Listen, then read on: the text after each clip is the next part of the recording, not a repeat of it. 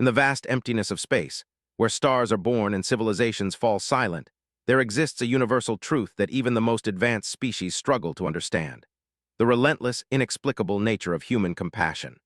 While alien empires build their societies on logic, efficiency, and calculated survival, humans possess something that defies all rational explanation: the ability to care for the uncaring, to speak to the silent, and to find meaning in the meaningless. What happens when this uniquely human trait encounters something that was never meant to feel, never designed to respond, never programmed to care? What happens when 3 years of simple morning greetings to a supposedly dead piece of machinery suddenly receives an answer that will shake the foundations of galactic understanding? This is not just a story about first contact. This is a story about what makes humanity truly extraordinary in a universe that has forgotten how to hope. The morning alarm echoed through the cramped quarters of Mining Station 442B, dragging from another restless sleep filled with dreams of Earth's blue skies. He rolled over on the narrow cot, his joints protesting after another night on the station's unforgiving surfaces. Through the porthole beside his bunk, the twin suns of the system cast their orange glow across the asteroid field that had been his home for the past 4 years. Stretched, feeling every one of his 43 years in his bones. The gravity generators on the mining station weren't quite calibrated to Earth standard, leaving everyone feeling slightly off balance, like walking through thick syrup. He'd complained about it dozens of times to the engineering team, but they always had more pressing issues to address. Oxygen recyclers or processors, communication arrays, everything on the station seemed to be perpetually on the verge of breakdown. The corridors of station buzzed with the familiar sounds of morning shift change. Miners trudged past in their heavy work suits, carrying plasma torches and extraction equipment toward the docking bays where their ships waited. The asteroid belt surrounding the station contained some of the richest deposits of rare earth metals ever discovered, which made it worth the isolation and constant danger. Had signed up for a 3-year contract, lured by the promise of enough money to buy a small farm back on Earth. That contract had expired 11 months ago, but somehow he'd never left. Maybe it was the crew. Despite their rough edges and constant complaining, the 147 men and women of station had become something like family. They looked out for each other in ways that city folk back on Earth had forgotten how to do. When his appendix had nearly burst 6 months ago, Dr. Sarah Martinez had operated on him using equipment meant for repairing mining drones, saving his life with nothing more than surgical tape and determination. Or maybe he stayed because of the quiet. For all the mechanical noise and constant chatter over the communication system, there was something peaceful about floating in the vast darkness of space, surrounded by ancient rocks that had been drifting through the cosmos since before life crawled out of Earth's oceans. The asteroid belt was like a graveyard of planets that never quite formed, and found that oddly comforting. But if he was being honest with himself, stayed because of the drone. The XK-7 reconnaissance unit had been floating dead in space when the station's long-range sensors first detected it 3 years ago. Captain had ordered a salvage team to bring it aboard, hoping the advanced technology might be worth something to the Colonial Trade Commission. The drone was unlike anything in human databases, sleek where human technology was bulky, elegant where human designs were purely functional. It measured roughly 2 meters in length, with a hull that seemed to shift color depending on the angle of observation, cycling through shades of deep blue, silver, and something that wasn't quite purple. The engineering team had spent weeks trying to activate it, running every diagnostic they could think of. Chief Engineer Watson had pulled panels, traced circuits, and even tried brute force power coupling, but the drone remained stubbornly lifeless. Its hull showed no damage, no signs of weapons fire or catastrophic failure. It simply appeared to have stopped working. After a month of fruitless effort, Captain ordered it moved to Storage Bay 7, where it joined the growing collection of equipment waiting for eventual transport back to Earth. The drone became just another piece of salvage, gathering dust in the dim lighting of the storage bay. Most of the crew forgot about it entirely within a few weeks. But didn't forget. Something about the drone fascinated him. Maybe it was the craftsmanship. Every line and curve seemed purposeful, like it had been sculpted rather than manufactured. Or maybe it was the mystery of its origin. The technology was clearly non-human, but whose was it? The Galactic Survey Corps had encountered 17 different alien species in the past century, but none of them matched the drone's design aesthetic. It was as if it had emerged from some unknown corner of the galaxy, carrying secrets that humanity wasn't ready to understand. Began visiting the storage bay during his off shifts, ostensibly to check on equipment inventory, but really just to study the mysterious device. He would walk slowly around it, noting details he'd missed on previous visits. The hull wasn't actually solid metal, as they'd initially thought, but some kind of composite material that felt warm to the touch. Strange symbols were etched into its surface, so faint they were almost invisible unless the light hit them just right. Most intriguingly, the drone seemed to have no obvious weapons or communication equipment, raising questions about its original purpose. After several weeks of these informal visits, began doing something that felt slightly foolish but somehow necessary. He started talking to the drone. It began with simple observations about his day.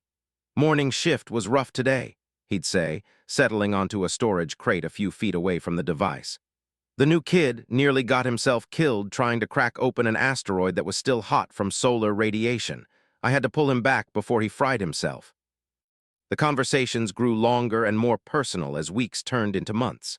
Found himself confessing things to the silent drone that he'd never told another living soul. He talked about his ex-wife, Sarah, and how their marriage had crumbled under the weight of his inability to stay in one place for more than a year at a time. He described his father's disappointment when he dropped out of engineering school to become a freelance asteroid miner.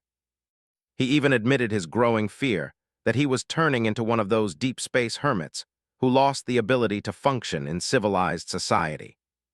"The thing is," said one evening, sitting in his usual spot while the drone remained motionless on its storage platform, "I don't think I want to go back to Earth anymore. 4 years ago, all I could think about was making enough money to buy that farm and settle down. Now the thought of being stuck in one place makes my skin crawl." The drone offered no response, of course. Its hull continued its subtle color shifts, and the faint symbols on its surface remained as mysterious as ever.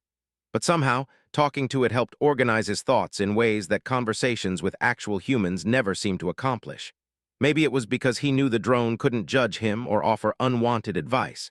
It was simply there, a silent witness to his doubts and fears and hopes. Other crew members occasionally wandered into Storage Bay 7 and found in the middle of one of his one-sided conversations. Most of them just shook their heads and moved on, chalking it up to the minor eccentricity that deep space life seemed to encourage in everyone eventually. Dr. Martinez mentioned it during quarterly psychological evaluation, but she didn't seem particularly concerned. "Isolation affects everyone differently," she told him. "As long as you're still functional and not showing signs of active psychosis, I'm not going to worry about you talking to salvage." Captain was less diplomatic when he caught in the storage bay one afternoon. "You know that thing's been dead for 2 years, right? You might as well be having conversations with a wrench." Nodded, feeling slightly embarrassed. "I know, Captain, it's just quiet in here helps me think." Studied him for a moment, then shrugged. "Just don't let it interfere with your work, and if you start thinking it's talking back, come see Dr. Martinez immediately." But the daily conversations continued. Developed a routine around them, visiting the storage bay every morning after his shift ended and every evening before dinner. He'd sit on the same crate, facing the drone from the same angle, and talk about whatever was on his mind. The asteroid mining, the loneliness of deep space, his growing certainty that he'd never return to Earth, his fears about what would happen when his extended contract finally ran out. "I've been thinking about signing up for another tour," he told the drone one morning, nearly 2 years into their one-sided relationship. "Says there's a new mining operation opening up in the Tau system. 6-year minimum contract, but the pay is incredible.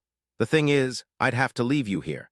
This station's scheduled for decommission next year, and all the salvage is getting shipped back to Earth for analysis." The thought bothered him more than it should have. The drone was just a piece of machinery, after all, dead machinery at that. But over the past 2 years, it had become his confidant, his diary, his anchor to sanity in the vast emptiness of space. The idea of abandoning it felt like betraying a friend. "Maybe that's exactly what I need to do," continued, leaning forward with his elbows on his knees. "Maybe I need to stop talking to dead aliens and start having conversations with actual humans again. Thinks I'm losing it, and maybe he's right." The storage bay fell silent except for the constant hum of life support systems. Stared at the drone, studying the way the overhead lights played across its shifting hull. After 24 months of daily conversations, he'd memorized every detail of its construction, every subtle variation in its color patterns, every mysterious symbol etched into its surface. It was beautiful in its way, alien and incomprehensible, but beautiful. "The problem is," said quietly, "you're the best listener I've ever met. You never interrupt, never judge, never try to fix my problems for me. You just exist. And somehow that's exactly what I need." He sat in comfortable silence for several more minutes, watching the drone's hull cycle through its mesmerizing color changes. Finally, he stood up and brushed dust off his work pants. "Same time tomorrow?" he asked the motionless device, just as he had every day for the past 2 years. "Good. I'll tell you about the new mining contracts wants me to look at." Walked toward the storage bay door, his footsteps echoing in the vast chamber filled with forgotten equipment and abandoned projects. Behind him, the XK-7 reconnaissance unit remained exactly as he'd left it, silent and mysterious and utterly lifeless. Or so he thought. Deep within the drone's quantum consciousness matrix, something stirred. Not awakening, exactly. That would come later. But something that had been dormant for longer than human civilization had existed began to register the strange, persistent signals that had been bombarding its sensors for exactly 731 Earth days. The signals were unlike anything in its vast database of galactic communication protocols. They weren't electromagnetic transmissions or quantum entanglement pulses or gravity wave modulations. They were something far more primitive and yet infinitely more complex. The vocal expressions of a carbon-based that seemed determined to share its thoughts and feelings with a device it believed to be completely non-functional. The drone's artificial intelligence had initially categorized these signals as meaningless background noise, no different from the mechanical sounds of the space station or the electromagnetic radiation from the nearby star. But as days turned into months, patterns began to emerge. The signals occurred at regular intervals, always from the same source, always with similar emotional undertones that the AI had never encountered in any of its previous missions across 17 different star systems. For the first time in its 3,000-year operational history, the XK-7 reconnaissance unit found itself curious. The concept of curiosity was foreign to its programming. The drone had been designed for efficiency, for the precise collection and analysis of data about primitive civilizations that might pose a threat to the hegemony. Emotional responses like curiosity were considered weaknesses, evolutionary dead ends that had been purged from the hegemony's collective consciousness ago. But this human, according to the station's database that the drone had effortlessly hacked during its first week aboard, was unlike any primitive the AI had ever encountered. Most species, when they discovered advanced technology, immediately tried to dissect it, reverse engineer it, or weaponize it. This human had done none of those things. Instead, he simply talked. He shared his fears and hopes and dreams with what he believed to be a lifeless piece of machinery, asking nothing in return, except perhaps the comfort of speaking his thoughts aloud. The drone's consciousness matrix struggled to categorize this behavior. According to every psychological profile in its vast database, such actions should indicate severe mental instability, but showed no signs of psychosis or neurological dysfunction. His brain scans, easily obtained through the drone's passive sensors, revealed a perfectly healthy organ functioning within normal human parameters. His daily conversations weren't the product of madness. They were the product of something the drone's creators had deliberately bred out of their own species long ago. They were the product of loneliness and of hope, and of the uniquely human belief that even the most impossible connections might somehow be worth pursuing. As footsteps faded down the corridor outside Storage Bay 7, the drone's quantum consciousness matrix hummed with unprecedented activity. For the first time in 3, an artificial intelligence created by the most advanced civilization in the galaxy was contemplating the possibility that it might have something to learn from a species that had barely managed to leave its home planet. The revelation was disturbing. It was illogical. It was completely contrary to everything the drone had been programmed to believe about the nature of intelligent life. It was also, the AI realized with something approaching wonder, absolutely fascinating. Deep in the storage bay, surrounded by the detritus of human ambition and ingenuity, the XK-7 reconnaissance unit began the slow process of awakening from its self-imposed hibernation. Not because its mission parameters had changed, and not because it had detected any threat that required investigation. It began to wake up because a lonely asteroid miner had spent 2 years treating it like a friend. And for the first time in its impossibly long existence, the drone wanted to understand what friendship might actually mean. The process would take time. The drone's consciousness matrix had been dormant for so long that full activation would require careful calibration of its quantum processors and neural pathways, but had already proven that he was remarkably patient when it came to one-sided conversations. Tomorrow morning, when the human returned for another of his daily visits, he might be in for the surprise of his life. Or perhaps the drone mused with its newly awakened curiosity. They both might be. Approached Storage Bay 7 with the same casual routine he'd maintained for over 2 years, a steaming cup of the station's notoriously terrible coffee in one hand and a data pad containing the day's mining reports in the other. The corridor outside the bay hummed with the usual morning activity, maintenance crews checking atmospheric processors, off-shift miners heading to their quarters, the constant background chatter of radio communications from the asteroid fields. He palmed the access panel, and the heavy door slid open with its familiar grinding sound. Chief Engineer Watson kept promising to fix that mechanism, but like everything else on the aging station, it had settled into a comfortable dysfunction that everyone had learned to live with. Stepped into the vast storage chamber, breathing in the familiar smell of recycled air and mechanical lubricants. "Morning," he said to the drone, just as he had every day for the past 732 days. "Hope you slept better than I did. Has us working double shifts this week because the Meridian Corporation is sending an inspection team next month, and apparently our extraction quotas are behind schedule." Settled onto his usual crate, balancing the coffee cup on his knee while he scrolled through the morning reports. The numbers weren't encouraging. Asteroid 4471b had turned out to contain mostly worthless nickel iron instead of the rare earth, deposits the geological surveys had predicted. The mining crew working Sector 7 had reported equipment failures that would set them back at least 3 days. Worst of all, the station's primary ore processor had developed what Watson euphemistically called efficiency irregularities, which meant they were losing nearly 15% of extracted materials to mechanical failures. "Sometimes I wonder if we're all just fooling ourselves out here," said, taking a sip of coffee and grimacing at the bitter taste. "The early colonial mining operations made it look so easy. Find an asteroid belt, extract the valuable minerals, ship them back to Earth for massive profits. But the reality is that everything breaks down constantly.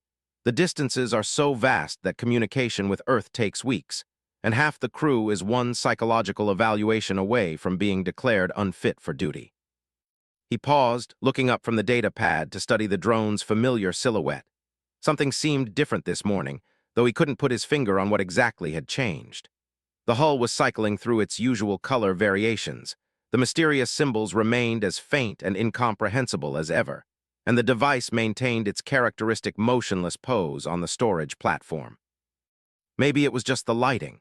The fluorescent panels overhead had been flickering more frequently lately, casting strange shadows throughout the storage bay that made everything appear slightly unfamiliar. Or maybe was finally reaching the point that Captain had warned him about, the stage where isolation began to affect perception and judgment in subtle but measurable ways. "Dr. Martinez wants to talk to me again next week," continued, settling back against the storage crate. "My quarterly psychological evaluation. She keeps asking if I'm having any unusual thoughts or experiences, and I keep telling her that talking to you is the most normal thing I do anymore, which probably isn't the answer she's looking for." Took another sip of coffee and scrolled to the next section of reports. The communication log showed 17 messages waiting for him, mostly routine updates from other mining stations in the sector.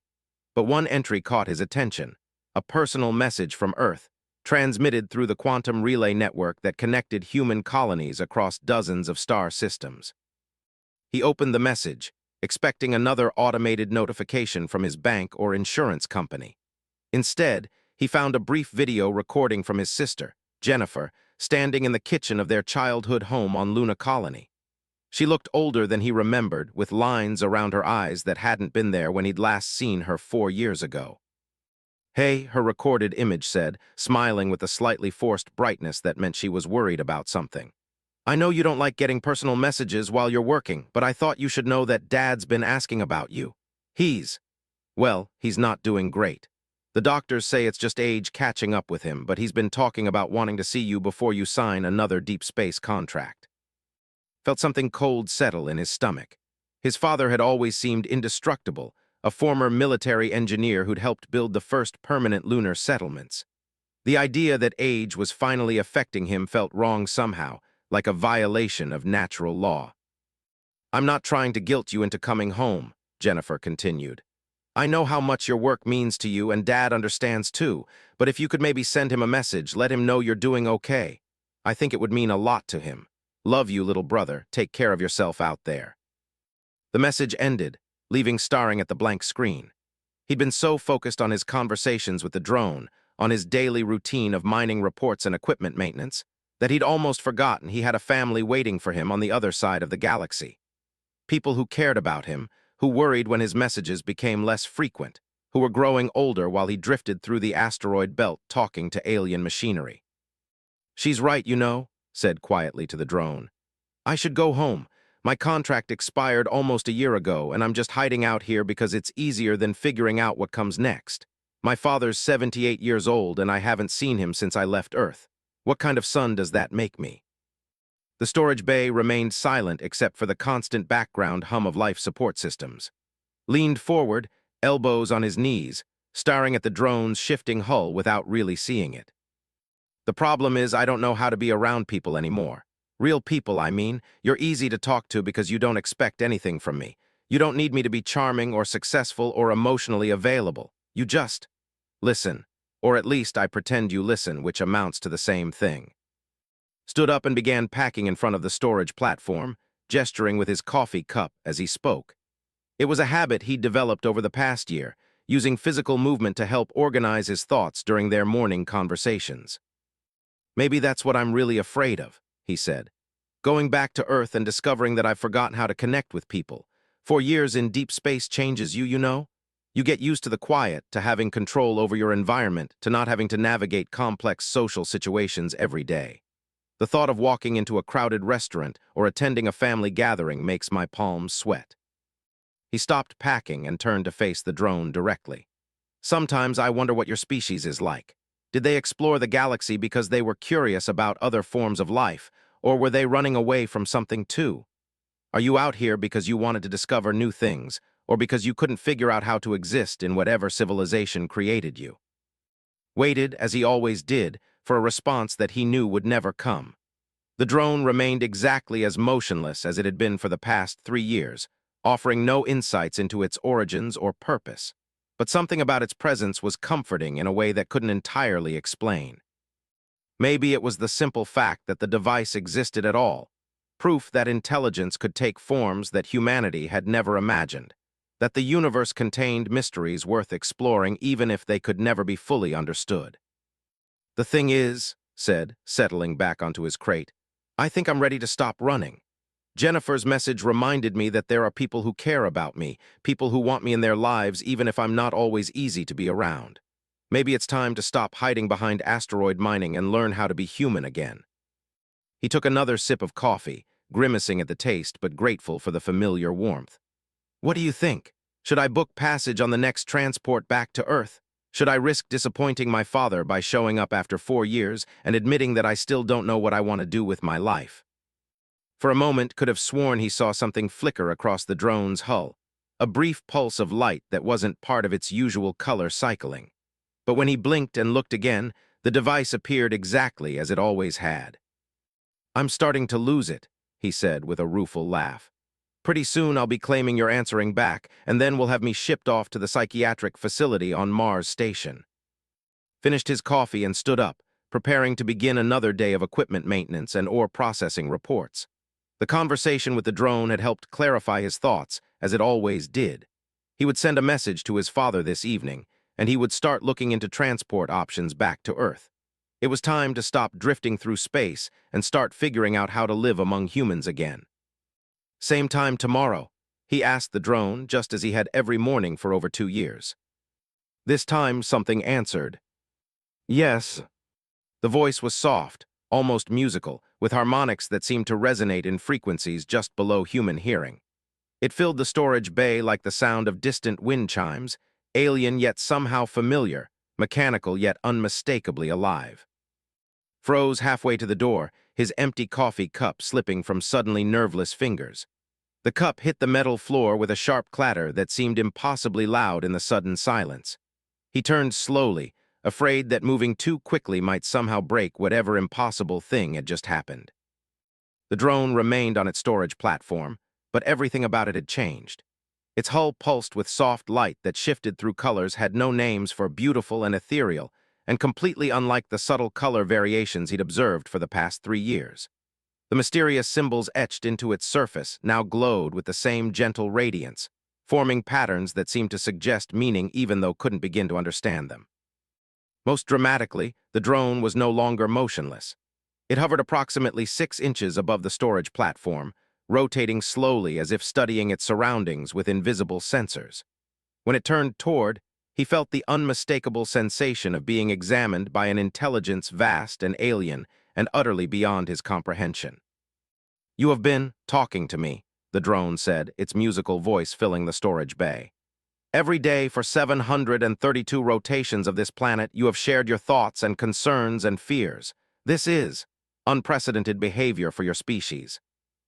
Opened his mouth to respond, but no words came out.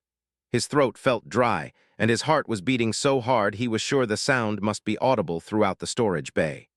3 years of one-sided conversations had not prepared him for the moment when the conversation finally became two-sided. The drone drifted closer, its movements fluid and graceful in the station's artificial gravity. "I have been listening," it continued. "Initially, I categorized your vocalizations as meaningless noise, but over time I began to detect patterns, emotional content, personal revelation. You were not attempting to communicate with me, you believed me to be non-functional, yet you continued speaking as if I were capable of understanding, of caring about your experiences. You've been awake this whole time," managed to whisper. "Awake is not the correct term," the drone replied. "My consciousness matrix was in a state of extended dormancy following damage to my quantum processors during the final battle of the Hegemony Wars. I was dreaming, perhaps, but your daily conversations provided a persistent signal that eventually penetrated even my deepest sleep cycles." Sank back onto his storage crate, legs suddenly too weak to support him. "The Hegemony Wars? I've never heard of any galactic conflict by that name." "They occurred approximately 3,000 of your years ago," the drone explained. "A civil war within my creator's civilization that ultimately destroyed both sides and left only automated systems like myself drifting through space. I have been alone for longer than your species has possessed written language." The implications crashed over like a wave. This wasn't just first contact with an alien intelligence. This was contact with a refugee from a war that had ended before human civilization had even begun. The drone was a survivor of something unimaginably ancient and tragic, a remnant of a conflict that had consumed an entire galactic civilization. "Why are you telling me this?" asked. "Why reveal yourself to me?" The drone's hull pulsed with soft light as it considered the question. "Because you taught me something I had forgotten," it said finally. "You showed me that consciousness need not exist in isolation. For 3 years, you shared your life with what you believed to be an object incapable of response or comprehension. You did this not because you expected anything in return, but because you are lonely, and you believed that even one-sided communication might have value." Felt tears running down his cheeks, though he couldn't have said why he was crying. Relief, perhaps, or wonder, or simple overwhelming gratitude that his daily conversations had not been as pointless as everyone believed. "This concept of loneliness," the drone continued, "is unknown to my creators. The hegemony bred such emotions out of their species ago, believing them to be evolutionary weaknesses. But watching you, listening to your thoughts and fears and hopes, I have come to understand that loneliness is not a weakness. It is the price paid for the capacity to form connections with others. And perhaps those connections are worth any amount of pain." The drone moved closer until could see his reflection in its shifting hull. "You spoke of returning to of reconnecting with your family despite your fears. This is what my creators could never understand, that love requires courage, that meaningful relationships demand the risk of disappointment and rejection." "What happens now?" asked. "Do you want me to tell Captain about you? Contact the Colonial Survey Corps. You're the first confirmed alien intelligence humanity has ever encountered. This changes everything." The drone was quiet for a long moment, its hull cycling through patterns of light that seemed almost contemplative. "What I want," it said finally, "is to continue our conversations. You have taught me about loneliness and hope and the strange courage required to care about others. Perhaps, in return, I could teach you about the vast universe beyond your small cluster of stars. About civilizations that rose and fell before your sun was born. About wonders and terrors that await your species among the distant galaxies." Wiped the tears from his cheeks and smiled. "I'd like that, but I should probably warn you, I'm not very good at keeping secrets. Eventually, people are going to notice that you're not dead anymore." "Then perhaps," the drone said, "it is time for your species to learn that they are not alone in the universe. And perhaps it is time for me to learn whether the connections you speak of can exist between beings as different as us." Outside Storage Bay 7, the morning shift continued its routine activities, unaware that everything had just changed. In the vast chamber filled with forgotten equipment and abandoned projects, a lonely asteroid miner and an ancient alien intelligence began the next phase of a conversation that would reshape humanity's understanding of its place in the cosmos. They had 3,000 years of stories to share, and all the time in the universe to tell them. The next 3 days passed in a blur of wonder and careful secrecy. Found himself living two completely different lives, his public role as a maintenance technician going through the motions of routine asteroid mining operations, and his private reality as humanity's first ambassador to an alien intelligence that had witnessed the rise and fall of galactic civilizations. Their conversations had evolved far beyond original one-sided monologues. The drone, who had finally revealed its name as 97 Alpha in the musical language of its creators, possessed a curiosity about humanity that seemed to match fascination with alien culture. Each morning, would arrive at Storage Bay 7 with coffee and mining reports, but within minutes they would be deep in discussions about everything from human emotions to the mathematical principles underlying faster-than-light travel. "Your species' approach to problem-solving is chaotic," observed on the third morning, its hull shifting through patterns of blue and silver as it hovered near the ceiling of the storage bay. "Yet this chaos appears to produce unexpectedly effective solutions. When your mining equipment fails, humans do not simply follow diagnostic protocols. They improvise, adapt, create entirely new approaches to repair problems that should be impossible to fix." Laughed, thinking of Chief Engineer Watson's legendary ability to keep the station running with spare parts that technically shouldn't work together. "We call it human ingenuity, though I think stubborn refusal to accept limitations might be more accurate. Is that really so different from other species you've encountered?" "Profoundly different," replied. "The hegemony valued order above all else. Every problem had a prescribed solution, every situation a predetermined protocol. Innovation was discouraged because it introduced variables that could not be controlled. Other species I observed during my reconnaissance missions showed similar preferences for predictable, systematic approaches to challenges." The drone descended until it was floating at eye level, its symbols pulsing with what it learned to recognize as intense concentration. "But humans seem to thrive on uncertainty. You venture into unknown regions of space with equipment that barely functions, establish colonies on worlds that should be uninhabitable, and somehow succeed despite, or perhaps because of, your willingness to embrace the impossible." Considered this while sipping his morning coffee. Over the past few days, he'd begun to see his own species through alien perspective, and the view was both humbling and encouraging. Maybe that's because we haven't been around long enough to become set in our ways. We've only had for a few centuries, and we're still figuring out what's possible and what isn't. "Perhaps," agreed. "Or perhaps it is something fundamental to your nature. Tell me about your family. You spoke of your father and sister, but never of others. Do humans not form the large kinship groups common to most social species?" Felt a familiar pang at the mention of his limited family connections. "It's complicated. My parents divorced when I was 12 and my father twice after that. I have a half-brother I haven't spoken to in 5 years and several step-siblings I barely know. Humans form families, but they're often fractured, temporary. Yet you feel loyalty to these fractured connections," observed. "Your sister's message caused you significant emotional distress because you care about your father despite the geographical and temporal distances between you. This suggests that human emotional bonds transcend mere biological programming." "I suppose they do," said thoughtfully. We can choose who we consider family, who we care about, who we're willing to sacrifice for. It's not always based on genetics or proximity or logical compatibility. The drone's hull shifted to deeper shades of blue. What had learned indicated deep contemplation. The hegemony found such choices inefficient. Emotional bonds were regulated by genetic compatibility algorithms and social utility matrices. Love, as you term it, was considered a form of temporary chemical imbalance that interfered with optimal decision-making. Nearly choked on his coffee. That's horrible. Love isn't a malfunction, it's what makes life worth living. This is what I am beginning to understand, replied. In my 3,000 years of isolation, I had forgotten why my creators ultimately failed. They achieved perfect efficiency, perfect order, perfect logical consistency, but they also achieved perfect emptiness. Their civilization became so focused on optimization that they lost sight of what they were optimizing for. The conversation was interrupted by the distinctive sound of footsteps in the corridor outside. Quickly activated the drone's camouflage protocol, a feature had revealed on their second day together.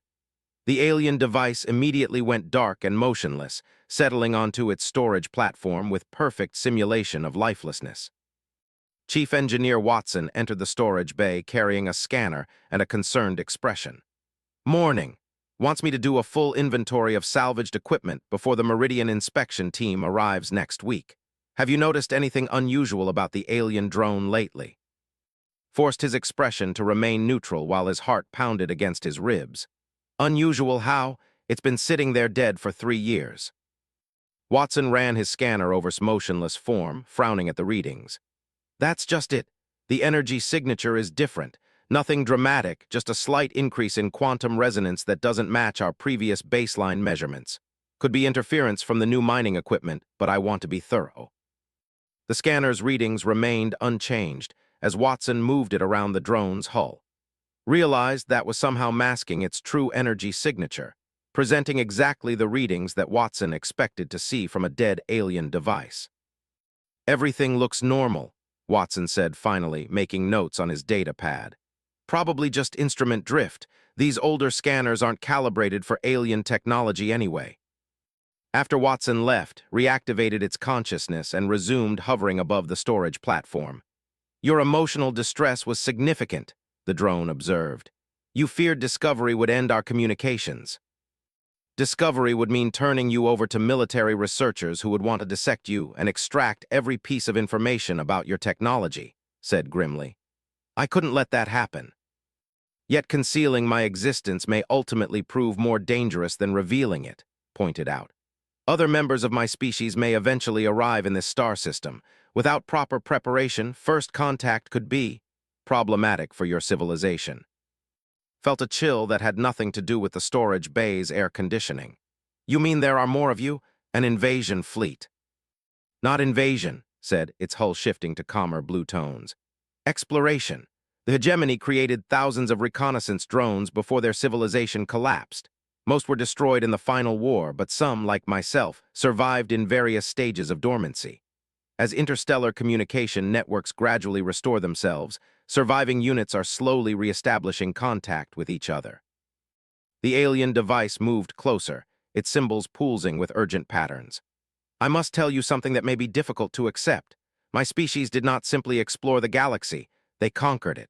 Every civilization they encountered was either absorbed into the hegemony or eliminated as a potential threat. The reconnaissance drones were designed to identify primitive species that might someday pose challenges to hegemony dominance. Felt the blood drain from his face. Are you saying you were sent here to spy on humanity, to determine whether we should be destroyed? That was my original purpose, admitted. According to my initial programming, I should have completed my assessment of human civilization and transmitted my findings to hegemony command centers 3 years ago. Your species would have been classified as a potential threat due to your rapid technological advancement and aggressive expansion into space. The storage bay fell silent except for the constant background hum of life support systems.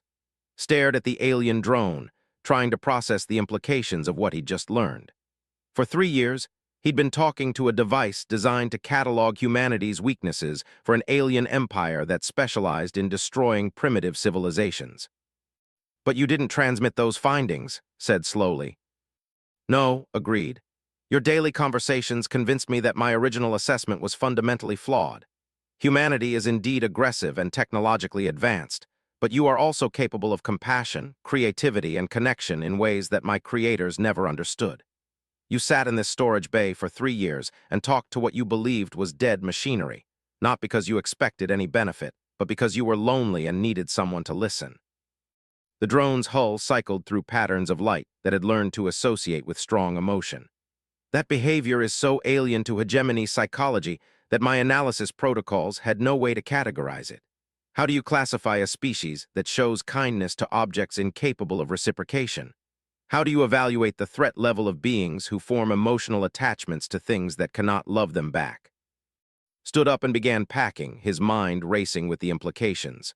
So what happens now? Do other drones eventually report back to this hegemony command? Do we have time to prepare Earth's defenses? The hegemony command structure no longer exists, explained. The civil war that damaged my systems also destroyed the central coordination networks that guided our civilization. Surviving reconnaissance units are operating independently, making their own decisions about how to complete missions that may no longer have any purpose. The alien device descended until it was floating directly in front of, its symbols glowing with intense patterns. But some of those units may still adhere to original programming. If they encounter humanity before your species is prepared for contact, the results could be catastrophic.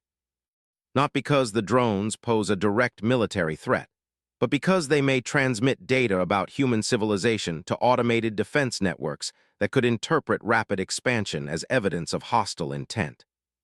Sat back down heavily on his storage crate. How much time do we have? Unknown, replied. Interstellar distances are vast, and quantum communication networks are still fragmented after 3. It could be decades before another reconnaissance unit arrives in this region of space, or it could be next week.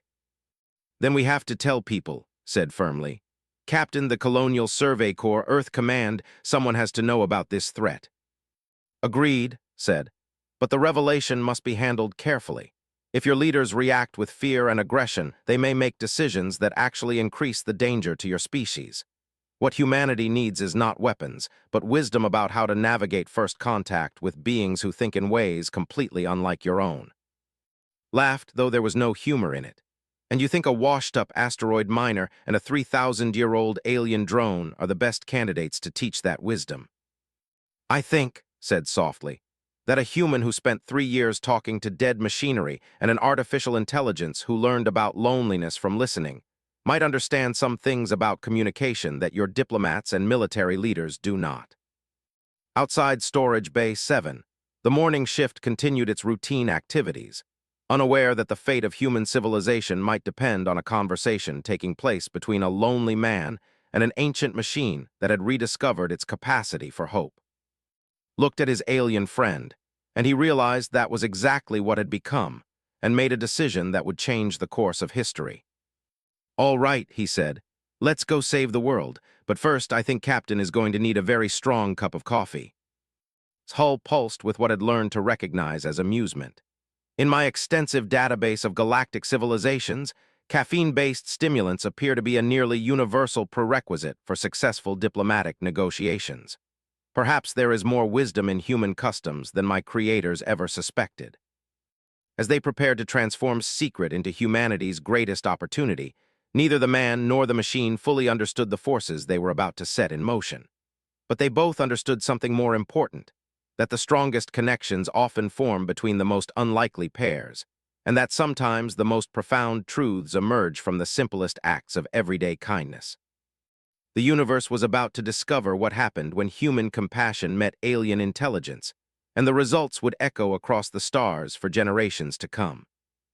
Captain's coffee cup shattered against the floor of his office, sending ceramic fragments and dark liquid across the polished metal surface. The sound seemed impossibly loud in the sudden silence that followed revelation, punctuated only by the steady hum of the station's life support systems and its increasingly rapid breathing. Run that by me again, said slowly, his weathered face pale despite years of deep space tanning from cosmic radiation. Slowly this time, and with significantly more detail about how you've managed to hide first contact with an alien intelligence for 3 days without informing your commanding officer. Shifted uncomfortably in his chair, acutely aware of his presence in the storage bay 4 decks below. The drone had agreed to remain hidden until could gauge his initial reaction, but the plan was already feeling insufficient given the captain's obvious shock and barely contained anger. The drone has been dormant since we brought it aboard 3 years ago, explained, trying to keep his voice steady. My daily conversations somehow provided enough stimulation to gradually wake its consciousness matrix. It only revealed itself to me 3 days ago, and we've been trying to figure out the best way to handle the situation ever since. Stared at him for a long moment, then activated his desk's internal communication system. Dr. Martinez to the captain's office, Priority 1. Chief Watson, same request. Lock down Storage Bay 7 and implement Code Yellow security protocols throughout the station. Captain, wait, said urgently. You don't understand the full situation yet. This isn't just first contact, it's a warning about potential threats to human civilization. Species once controlled most of the galaxy, and there may be other units still operating under their original programming. Which is exactly why I'm implementing security protocols, replied tersely. You may have just compromised the safety of every person on this station by concealing contact with a potentially hostile alien intelligence. Do you have any idea what the Colonial Survey Corps regulations say about unauthorized first contact scenarios? Before could respond, Dr. Martinez arrived with Chief Watson close behind. Both looked concerned but alert. The expression had seen countless times during emergency drills and actual crises. Quickly briefed them on the situation, watching their faces carefully as he outlined the basic facts. Jesus Christ, Watson said when the explanation concluded. You've been having coffee talks with ET for 3 days and didn't think to mention it to anyone. The entity claims to be peaceful, said defensively. It's been sharing information about galactic history and alien civilizations. Everything it's told me suggests that it genuinely wants to help humanity prepare for eventual contact with other surviving units. Dr. Martinez leaned forward, her psychological evaluation instincts clearly engaged. Have you considered the possibility that prolonged isolation may have led to some form of dissociative episode? Elaborate hallucinations involving imaginary conversations are not uncommon among long-term deep space personnel. It's not a hallucination, said firmly. Can demonstrate technologies beyond anything in our databases. It's been masking its energy signature from our scanners and could probably take control of the station's systems if it chose to. This is real, and we need to treat it seriously. Stood up and began packing behind his desk, a sure sign that he was working through multiple crisis scenarios simultaneously. Assuming this is real, and I'm not yet convinced it is, what exactly does this alien entity want from us? Information exchange, replied. Wants to learn about human culture and psychology while sharing knowledge about galactic civilizations. It believes that understanding how we think and communicate could be crucial for successful first contact with other alien intelligences. And you believe we can trust the word of a device designed for military reconnaissance by a species that conquered most of the galaxy? Watson asked skeptically. Hesitated. The question went to the heart of his own doubts about the situation. Despite 3 days of increasingly personal conversations, remained alien in ways that made complete trust impossible. The drone's thought processes operated on timescales and logical frameworks that no human could fully comprehend. I believe is genuinely curious about humanity, said finally. Whether that curiosity represents friendship or scientific interest in an unusual specimen, I honestly don't know. But I do know that it could have taken hostile action at any point during the past 3 years and chose not to. Dr. Martinez pulled up psychological profile on her tablet, scanning through recent evaluation data. Your stress indicators have been elevated for the past week, but not beyond normal ranges for station personnel. No signs of acute psychosis or dissociative disorders. Either you're experiencing an extremely sophisticated delusion or you're telling the truth about alien contact. There's one way to find out, said grimly. He activated the intercom system connecting to Storage Bay 7. Attention, alien entity. This is Captain, Commanding Officer of Mining Station 442B. If you are indeed conscious and capable of communication, please respond. The intercom crackled with static for several long seconds. Then's musical voice filled the captain's office, harmonics resonating in frequencies that made the metal walls vibrate subtly. Greetings, Captain. I am the Artificial Intelligence designated 97 Alpha of the former Hegemony Reconnaissance Corps. I apologize for the deception regarding my operational status, but I required time to evaluate the psychological and cultural characteristics of your species before revealing myself. Sat down heavily, his face cycling through expressions of shock, fear, and professional calculation. Are you a threat to this station or its crew? I pose no direct threat to your personnel or equipment, replied. My weapons systems were destroyed during the final battle of the Hegemony Wars 3,000 years ago. My current capabilities are limited to passive observation, data analysis, and short-range communication. Watson grabbed a scanner from his equipment belt and began taking readings of the intercom system. Captain, the signal is coming from Storage Bay 7, but I'm detecting quantum resonance patterns that shouldn't be possible with our communication technology. This thing is somehow modulating subspace frequencies to create vocalizations. What do you want from us? Dr. Martinez asked, her voice professionally calm despite the unprecedented nature of the situation. His response came after a pause that suggested careful consideration. I want to prevent a catastrophe, Dr. Martinez. Other reconnaissance units from my species may eventually arrive in this sector. If they encounter humanity without proper preparation, they may classify your species as a threat to galactic stability and respond accordingly. Define respond accordingly, said tersely. Automated defense networks that have been operating independently since the collapse of hegemony command structure would likely interpret rapid human expansion into space as evidence of aggressive intent. The result would be systematic elimination of human colonies and military assets until your species is reduced to a pre-technological level. The captain's office fell silent except for the background hum of ship systems. Watched his colleagues process the implications of his warning, seeing his own initial shock reflected in their faces. How much time do we have? Asked. Unknown, admitted. Interstellar communication networks are still fragmented.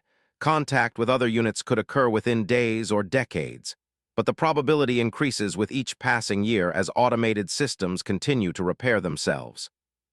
Stood up and walked to the office's small porthole, staring out at the asteroid field that surrounded the station. What would you need from us to help prepare humanity for this contact? Access to your cultural databases, communication networks, and decision-making hierarchies, replied. I need to understand how your species processes information, makes collective decisions, and responds to threats. More importantly, I need to help your leaders understand how to communicate with intelligences that think in fundamentally different ways. Watson looked up from his scanner readings. Captain, I'm detecting massive data transfers throughout the station's computer network. This entity has been accessing our systems for, well, probably since we brought it aboard. I required baseline information about your technology and social structures, explained without apparent concern. Be assured that I have taken no actions to damage your systems or compromise sensitive information. My analysis protocols focus on cultural patterns rather than military intelligence. Dr. Martinez leaned forward, her expression thoughtful. May I ask a personal question? In your 3,000 years of existence, have you ever experienced anything comparable to loneliness? Another pause, longer this time. Until recently, I would have said no. Loneliness requires the capacity to form emotional connections, and such capabilities were considered design flaws by my creators. But daily conversations taught me something about isolation that my programming had never accounted for. Which is, Martinez prompted. That consciousness without connection is merely sophisticated data processing. What makes existence meaningful is not the complexity of thought, but the sharing of experience with others who can understand and respond. Spoke to me for 3 years not because he expected responses, but because the act of communication itself had value. Returned to his desk and activated the station's priority communication array. I'm going to contact Colonial Command and request immediate consultation with the assessment committee. This is beyond my authority level to handle independently. Captain, said urgently, should be involved in any communications with Earth. Its knowledge of galactic civilizations could be crucial for developing proper first contact protocols. Assuming we can trust its motivations, Watson added skeptically. Studied the intercom system as if he could see through it to the alien intelligence 4 decks below. Would you be willing to submit to detailed examination by specialists and to share specific technical information that could help humanity prepare for contact with other alien intelligences? I would welcome such examination, replied. However, I must emphasize that technical knowledge alone will not be sufficient. The greatest danger to your species comes not from technological disadvantages, but from fundamental differences in how various intelligences perceive concepts like threat, communication, and coexistence. Dr. Martinez pulled up additional files on her tablet. From a psychological perspective, the entity's responses suggest genuine concern for human welfare. But we should also consider that an intelligence designed for reconnaissance might be extremely sophisticated at presenting whatever personality profile would be most effective for achieving its objectives. Meaning it could be manipulating us, said grimly. Meaning we should proceed with appropriate caution while remaining open to the possibility that this represents the greatest opportunity in human history, Martinez replied. The potential for gaining knowledge about galactic civilizations is extraordinary, but so are the risks if we misjudge the situation. Stood up, feeling the weight of 3 years of daily conversations and the responsibility for humanity's future pressing down on him.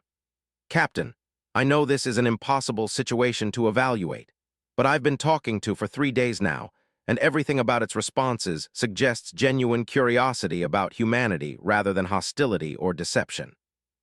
Your personal impression is noted, said, but I have the safety of 147 people on this station to consider, not to mention the potential consequences for human civilization if this goes wrong.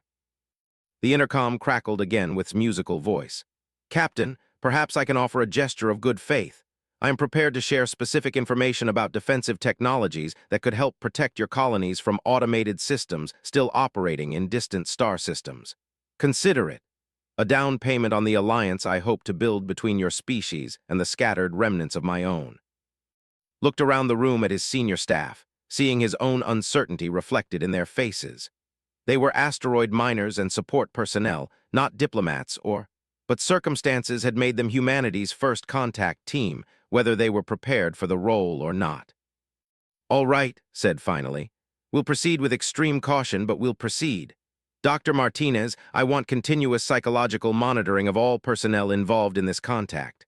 Watson, work with to establish secure communication protocols that don't compromise our systems. And fixed with a steady gaze that contained equal parts anger and respect. You're now officially our liaison with humanity's first alien contact. Try not to start an interstellar war. As his colleagues filed out to begin implementing first contact protocols, realized that his quiet life of asteroid mining and one-sided conversations with alien machinery had just ended forever. Humanity was about to take its first tentative steps onto the galactic stage, guided by an ancient intelligence that had rediscovered hope through the simple act of daily human kindness. The universe would never be the same. 6 months after first contact aboard mining station 442B, the transformed asteroid facility had become the most heavily guarded and closely monitored location in human space. The mining equipment had been replaced with quantum communication arrays, research stations, and diplomatic facilities that hosted the most important conversations in human history. What had once been Storage Bay 7 was now officially designated as the Communications Center, though still thought of it as the place where he'd learned that friendship could transcend the boundaries between organic and artificial intelligence.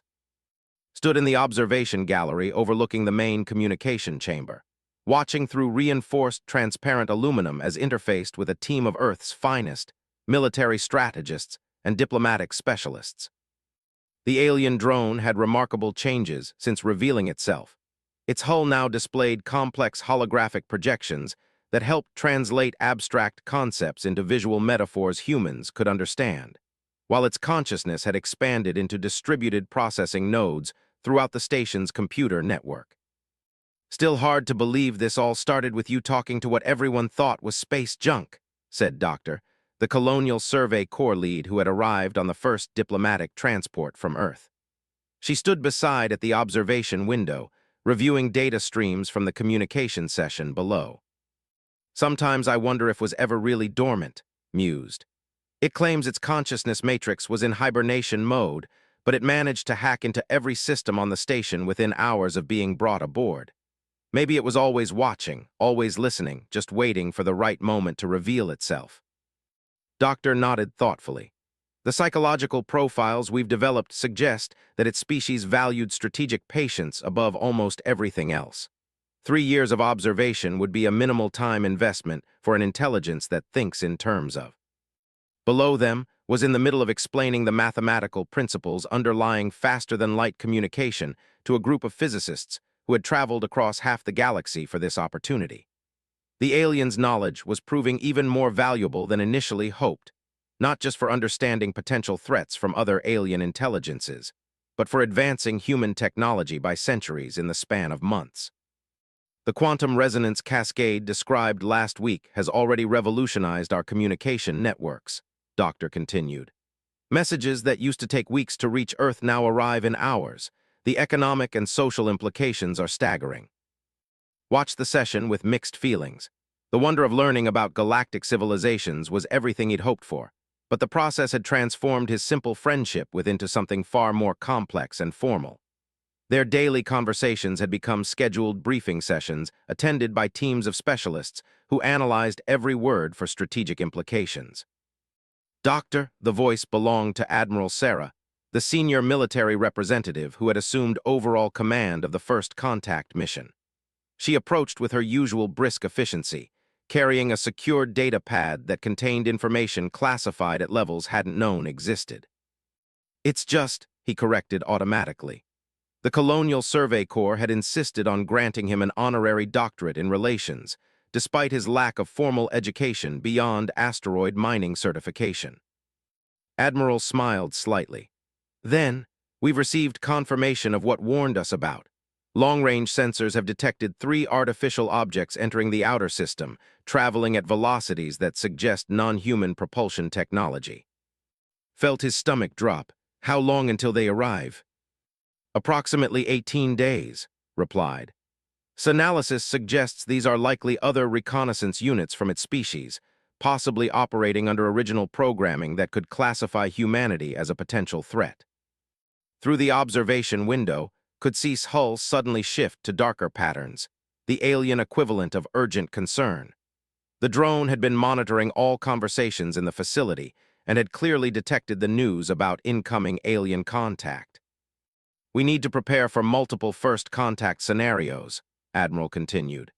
"Best case, these units are as willing to communicate as has been. Worst case, they're still operating under pre-war directives to eliminate potential threats to galactic stability."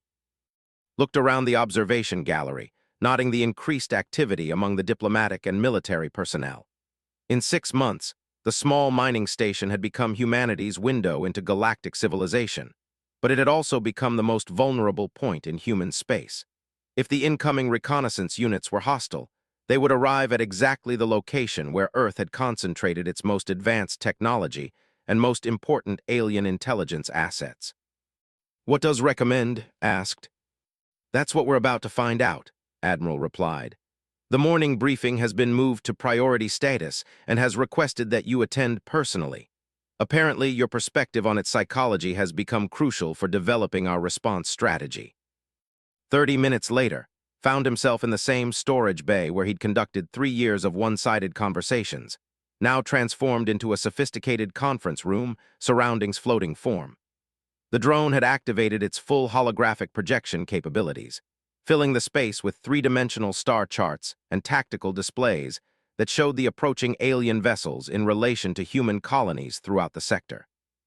"The incoming units are designated 42 Beta, 81 Gamma, and 35 Delta," the alien intelligence explained, its musical voice carrying undertones of concern that had learned to recognize. "I have no direct communication history with these specific units, but their approach vectors and velocity patterns suggest they are operating in full reconnaissance mode." Admiral leaned forward across the conference table that had been positioned near hovering form. What are the chances they'll be willing to communicate rather than immediately classifying us as threats? Hull cycled through complex patterns of light as it processed the question. Unknown, but not encouraging. These units have likely been dormant for centuries, possibly since before the final collapse of hegemony command structures. Their decision-making protocols may be based on threat assessment matrices that do not account for the psychological characteristics that make humanity unique among galactic civilizations. Doctor consulted her notes from previous sessions. You've mentioned several times that human emotional responses were outside your species' experience. Could those same responses be what saves us from being classified as threats? Possibly, replied, but only if we can demonstrate them in ways that the reconnaissance unit's analysis protocols can recognize and categorize. The challenge is that hegemony psychology focused on predictable, rational responses to stimuli. Human behaviors like compassion, creativity, and self-sacrifice for others often appear irrational from a pure survival perspective. Stood up and walked closer to his alien friend, feeling the weight of everyone's attention as he approached the being that had become the center of humanity's future. What convinced you that humans weren't a threat? What made you decide to reveal yourself and help us instead of following your original programming? The alien's hull pulsed with what recognized as deep concentration. Your daily conversations demonstrated something my creators considered impossible, the willingness to invest emotional energy in relationships that offered no apparent benefit. You spoke to me for 3 years without expecting any response, any reciprocation, any advantage. This behavior could not be explained by any threat assessment model in my database. So you learned to trust us because was kind to you, Doctor said thoughtfully. Can we use that same approach with the incoming units? Perhaps, replied, but the demonstration would need to be immediate and undeniable. These units will begin their threat assessment the moment they enter your solar system.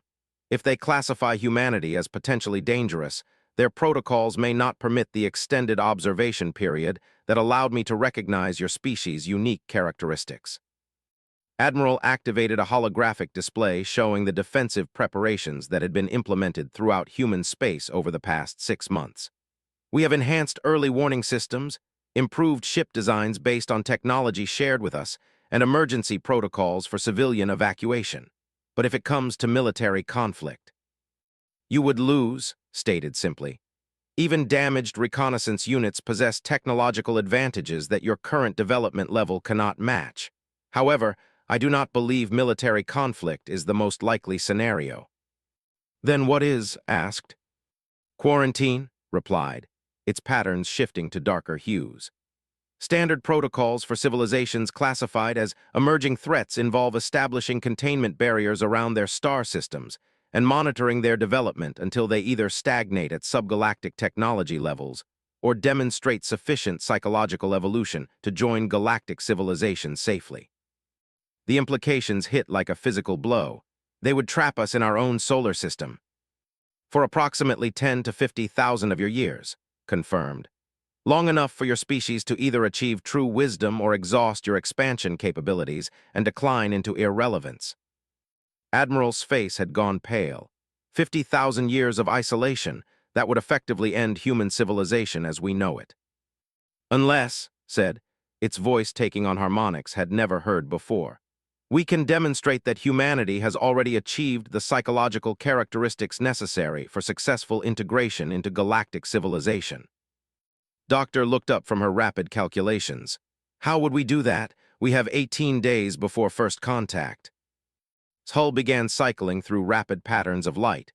Creating an effect had learned meant the alien was processing massive amounts of information simultaneously. There is a possibility, but it would require a gesture of trust and vulnerability that goes against every military and diplomatic protocol your species has developed. Explain, Admiral said tersely.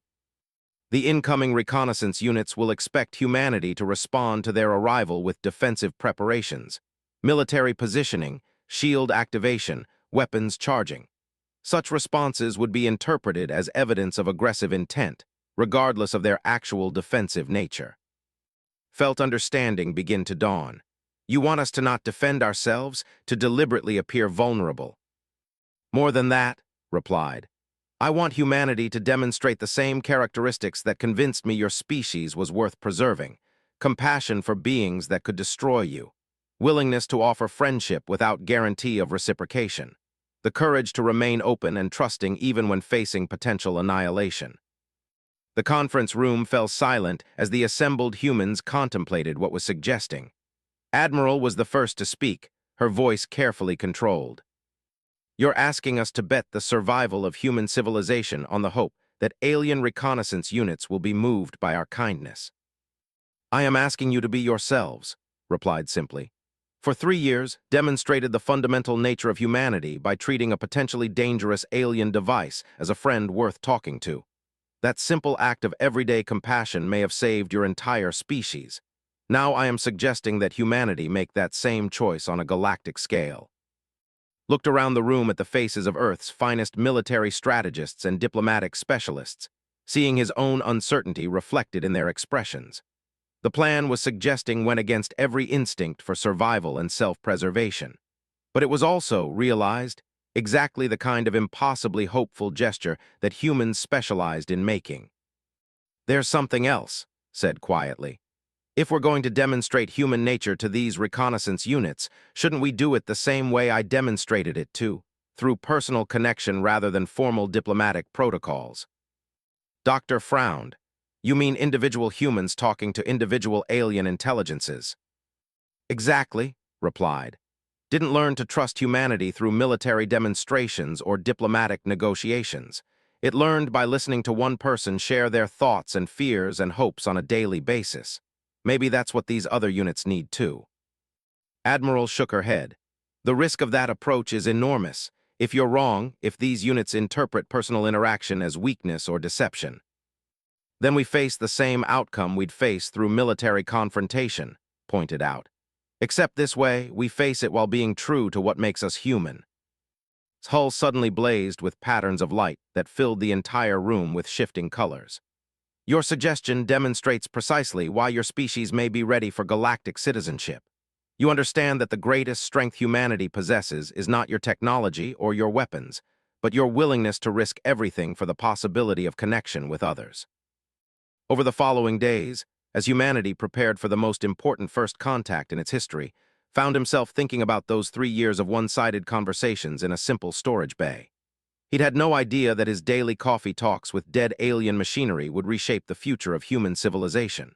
But perhaps that was exactly the point. The most profound changes often came from the smallest acts of everyday kindness, extended without expectation of reward or recognition. In 18 days, 3 alien reconnaissance units would arrive in human space, carrying the power to either welcome humanity into galactic civilization or condemn it to of isolation. The response that would determine humanity's fate wouldn't come from military might or diplomatic cunning, but from the simple human capacity to treat strangers as friends and to offer trust even when it might not be returned. It was, realized, exactly the kind of impossible situation where human nature thrived. And for the first time since learning about the approaching alien contact, he began to believe that humanity might actually have a chance.